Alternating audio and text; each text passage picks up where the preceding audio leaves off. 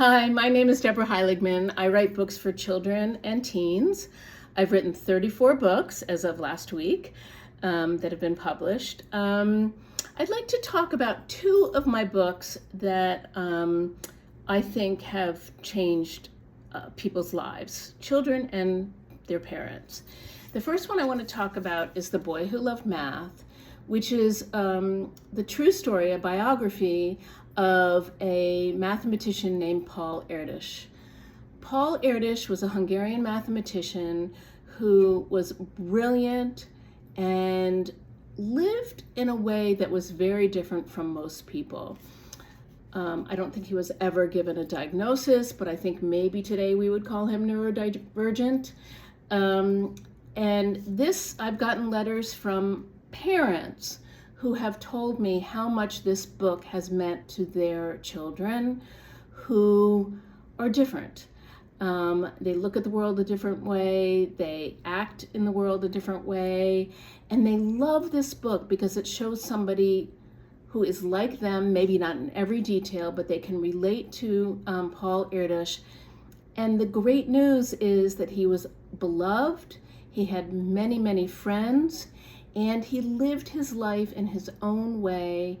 He was successful, he was happy, and he made a huge difference in the world.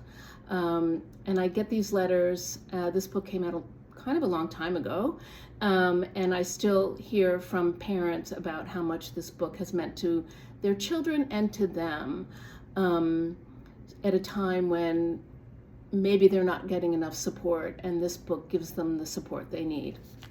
The other book I want to talk about is another nonfiction book called Torpedoed, and it's the story of a ship in World War II that was bringing 100 children and some other passengers from the Blitz in England to Canada to keep the children safe.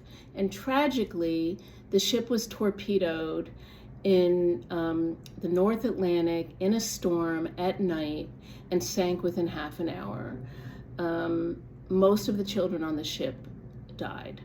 Now you would think, why is she telling us about this book? The thing about this story, it's a true story, as I said, is that it is full of stories of heroism, courage, bravery, altruism, and it hits children in a very particular way, because this book is for children about ages, I would say, 10 to 14 and up, but not much younger than 10 because children do die. But that's the age at which children are starting to wonder, what would I do in a disaster? What would I do if I were confronted with something hard?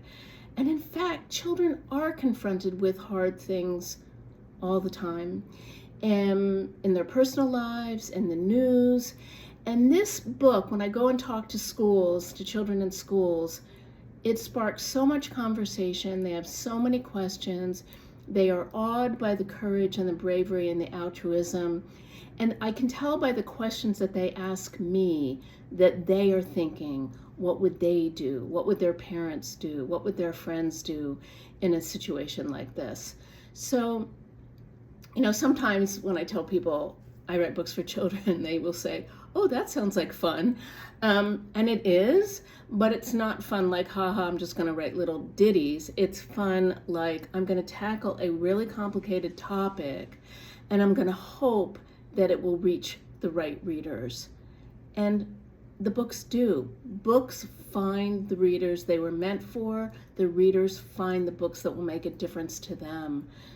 Nobody really knows exactly how a book will hit you. You don't know that when you're reading a book. How will it hit you? Does a book change your life? Books change my life.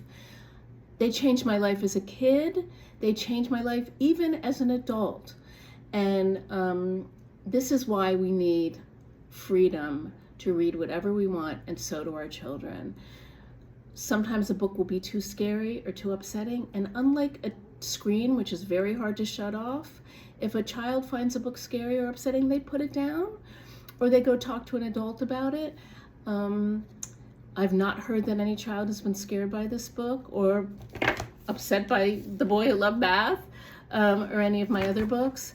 I feel certain that with the right adults in their life, teachers, parents, and librarians, children will find the books that will make a difference in their lives. And I want to keep writing them, and all my friends want to keep writing them too, because we really care. Okay, thank you.